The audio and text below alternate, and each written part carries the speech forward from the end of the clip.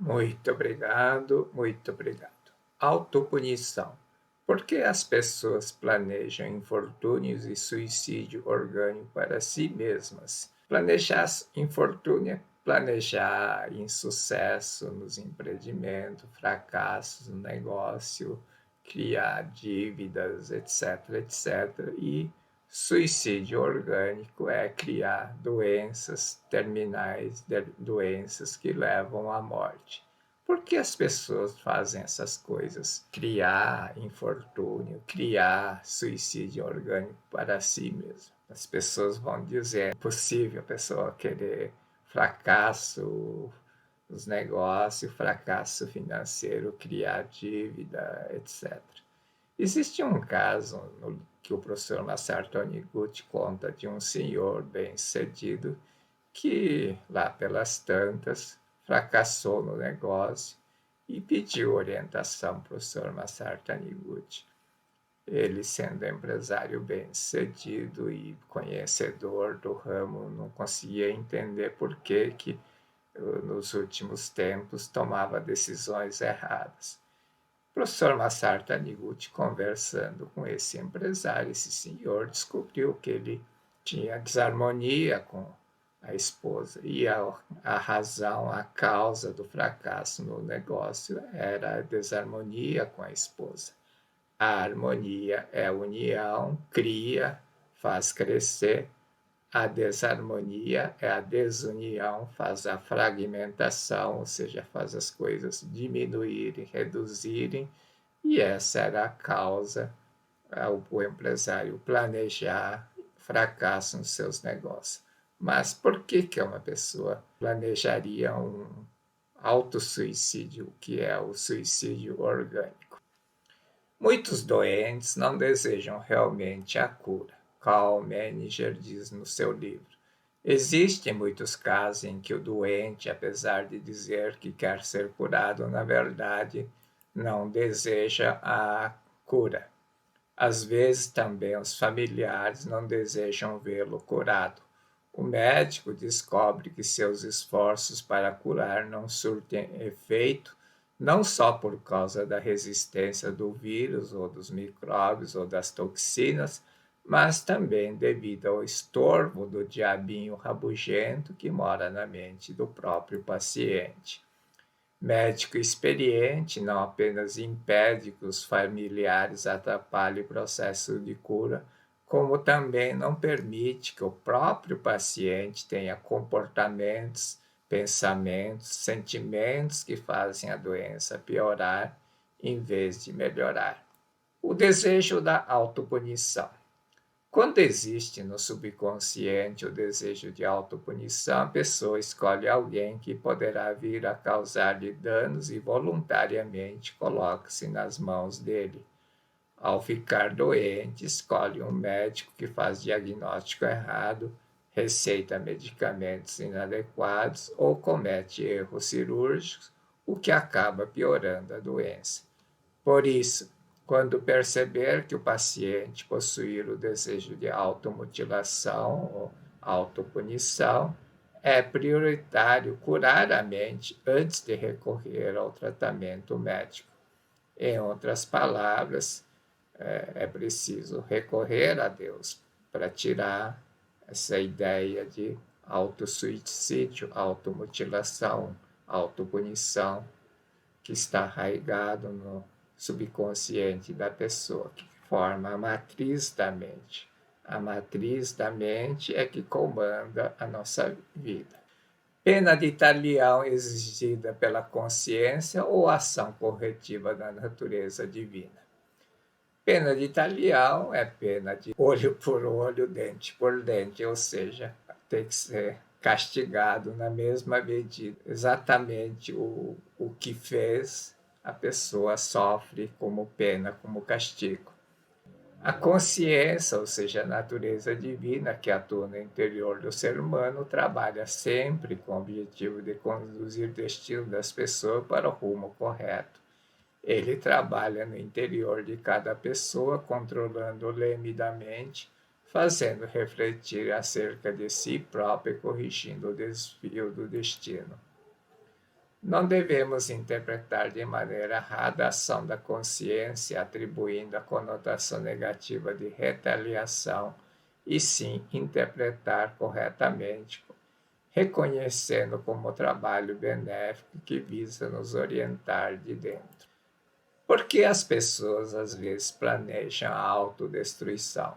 Porque existem doentes que não desejam a cura e pessoas que praticam atos que ferem a si próprias. A respeito desta questão, Dr. Menger concorda com o ponto de vista de Freud. Ele afirma que no ser humano coexiste instinto de vida e instinto da morte, que pode ser chamado de tendências construtiva e destrutiva.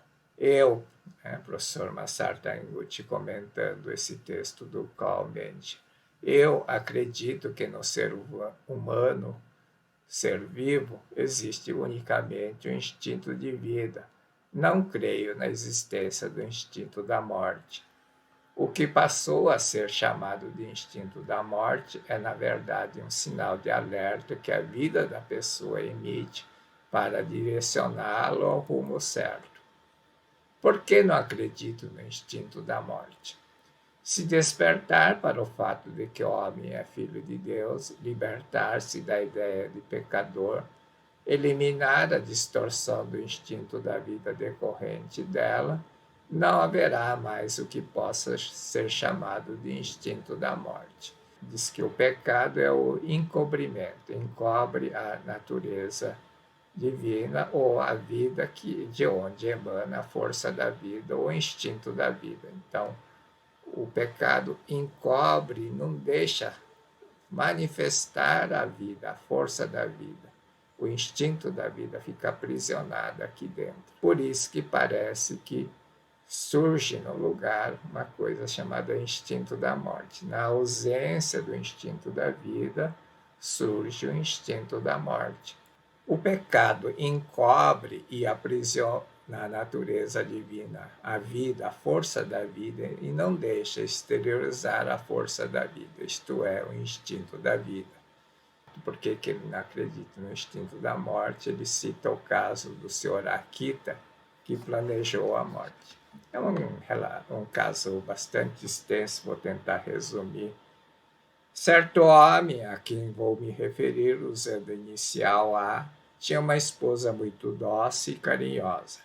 No entanto, ele não conseguia corrigir a sua tendência libertina e vivia se envolvendo em aventuras amorosas. Mesmo assim, a esposa meiga continuava tratando com carinho, sempre se preocupando com o bem-estar dele.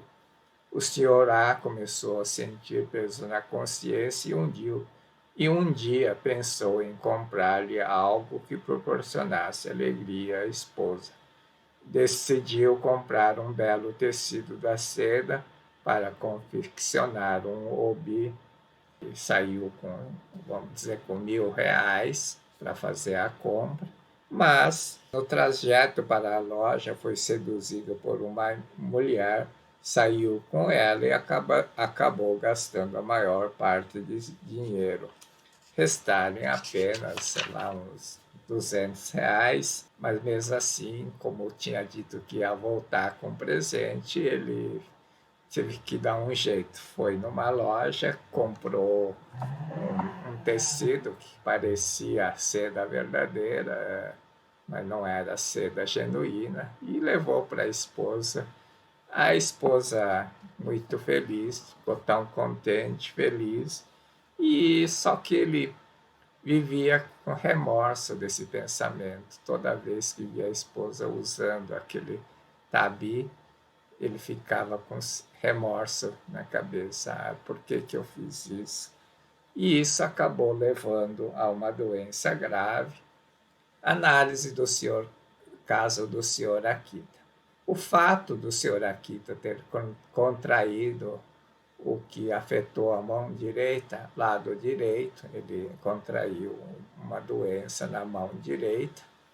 O lado direito simboliza a mulher, e essa doença evoluiu para osteomielite, que é uma cárie óssea, osso simboliza a estrutura da vida familiar, ou seja, tinha um rompimento, uma desarmonia. Isso acabou provocando várias feridas que segregavam um repulsivo fluido purulento.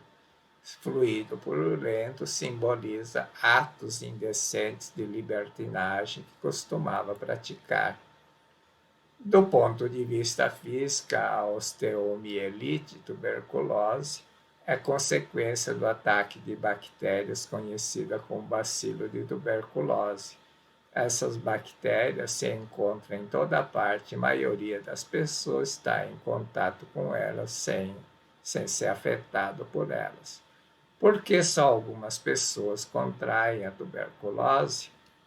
Porque ocorrem casos como o do senhor Akita, que mesmo tendo contraído doença e ficar à beira da morte, conseguiu a cura.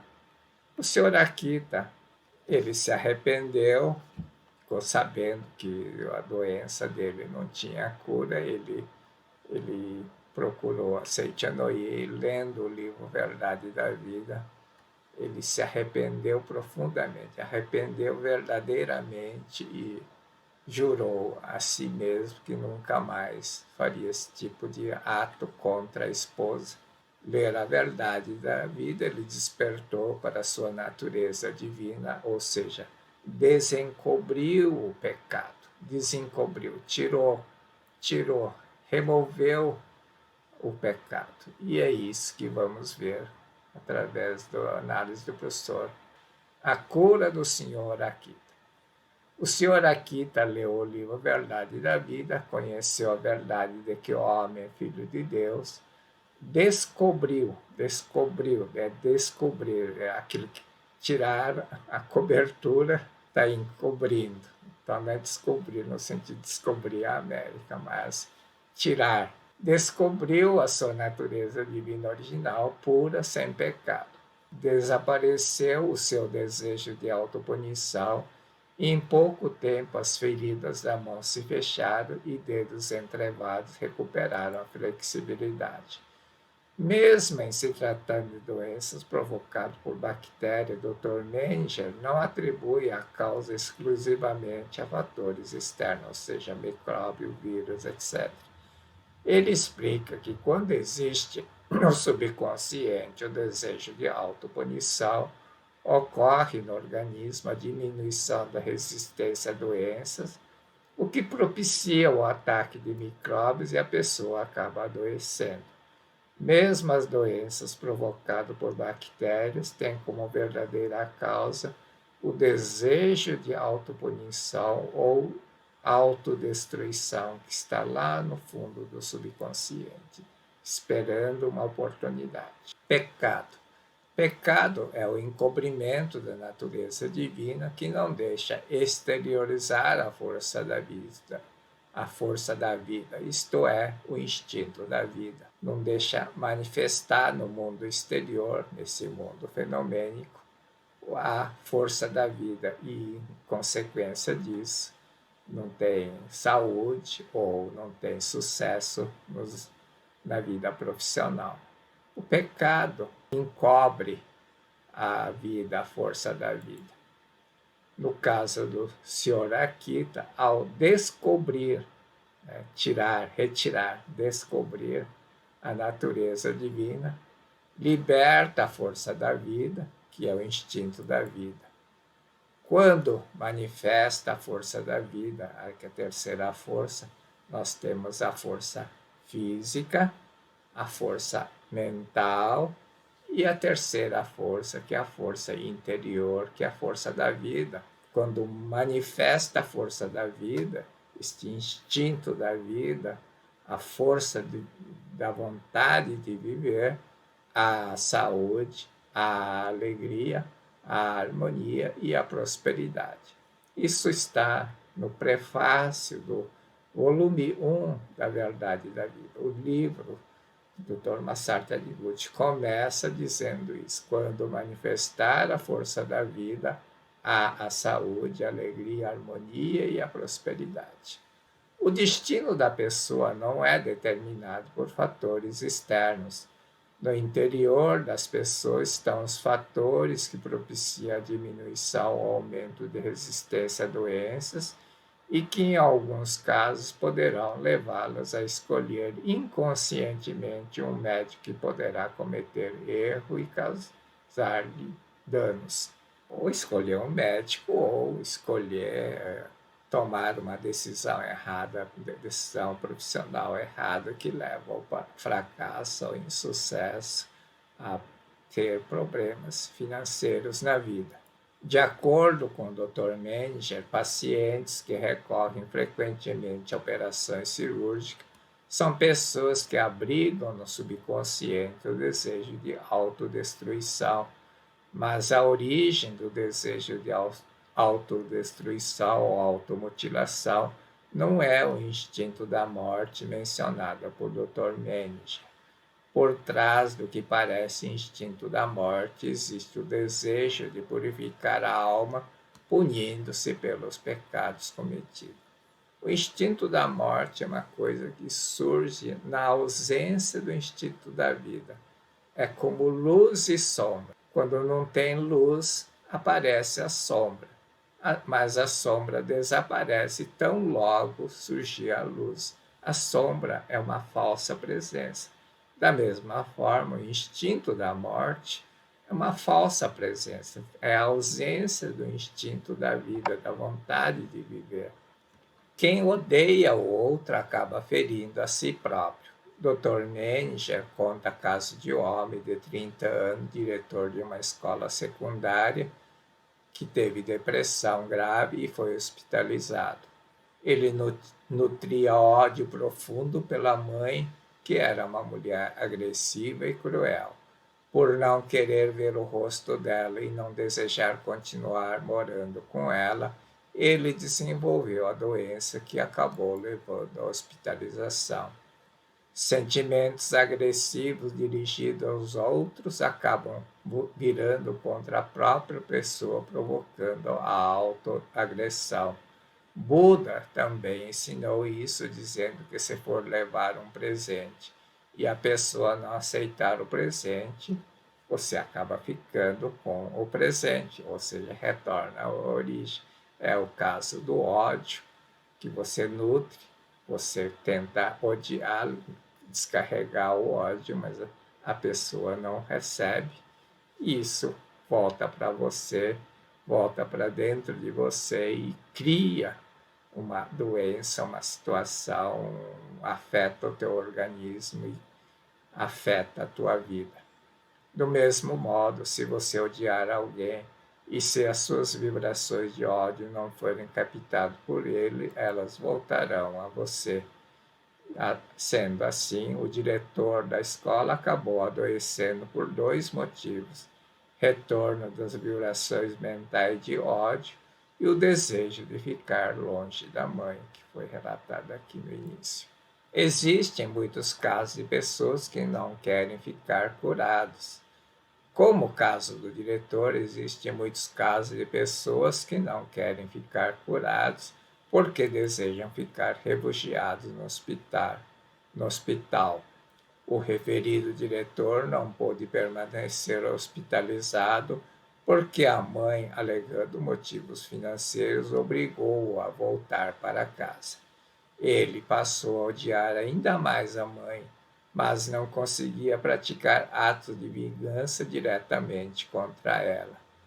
Transferiu ódio à filha de 2 anos de idade e matou com um golpe de martelo. Tentou justificar esse ato dizendo que desejava poupar a criança do sofrimento pelo qual ele passava, que é o processo que chama de racionalização. Eu não quero que aconteça isso, então tomei providência antecipada, no caso matou a filha. Fez várias tentativas de suicídio sem êxito. Por fim, ele conseguiu amputar o braço direito numa máquina. Tendo destruído uma parte do seu corpo, ele considerou concluído o ato de expiação do pecado, curou-se da doença. Vamos ver a explicação do Dr. Menninger sobre o caso do diretor da escola. Saber se o alvo do seu ódio era mãe ou filha pequena é questão de importância secundária. O que constatamos claramente é que esse homem, para extravasar o ódio profundo que sentia por uma pessoa, acabou cometendo homicídio e depois, atormentado pelo remorso, que é a dor da consciência, mutilou-se para reparar o mal que praticou. No pensamento e sentimento inconsciente deste homem, não havia clara distinção entre a mãe, a filha pequena e ele próprio. Se é fato que ele matou a sua filha para castigar a própria mãe, também é verdade que cortou o próprio punho para se punir. O ódio. O ódio não é algo que chega até o outro e retorna para ferir a própria pessoa que sente o ódio. O ódio é um sentimento que não harmoniza com a natureza verdadeira da pessoa e a autopunição ocorre como resultado dessa desarmonia. Muitas pessoas que guardam um ódio profundo no coração adquirem alguma doença como uma forma de reparação, praticam a autopunição escolhendo uma parte do corpo, ou pode ser uma doença ou um negócio mal sucedido, um fracasso na vida profissional. É importante compreender que parte do corpo subconsciente escolhe para induzir a pessoa à autorreflexão. É importante compreender qual parte do corpo o subconsciente escolhe para induzir a pessoa à autorreflexão. Se a pessoa odeia alguém do sexo feminino, a autopunição afeta o lado direito do seu corpo. No caso do diretor, ele amputou o braço direito porque o ódio era contra uma mulher, sexo feminino. Autopunição ou lei mental. A punição é efetivada quando existe intenção de punir, portanto, soa paradoxal dizer que alguém puniu a si próprio inconscientemente pela ação do inconsciente. Não existe, o Dr. Massatanigo diz que não existe essa punição do inconsciente. Ninguém se pune.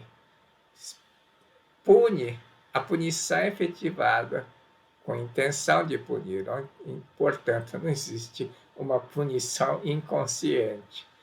Por isso, na Seitianoye dizemos que devido à lei mental, com exceção de alguns religiosos, as pessoas em geral não têm intenção de punir a si próprias. E isto é um fato, é verdade. Pelo contrário, possuem autodefesa, por isso odeiam os que causam dano ou oprimem. O ódio é um sentimento destrutivo e quem odeia acaba ferindo a si próprio, pois transgride a lei da harmonia.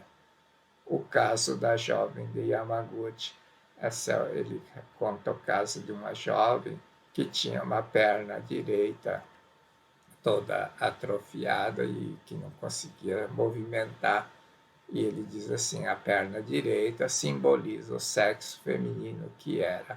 No caso, a cunhada tinha uma profunda mágoa, ódio da cunhada, e as articulações do joelho direito representam relações interpessoais com outra mulher, ou seja, desarmonia, não tinha bom relacionamento com a cunhada. Isto era a causa da doença dessa jovem. Ao ler a verdade da vida, ela se arrependeu, pediu perdão e se curou. O suicídio orgânico. O que é suicídio orgânico? É a doença devido à vontade inconsciente de morrer, ou seja, cria uma doença fatal, porque a pessoa quer se suicidar, mas não tem coragem, suicidar.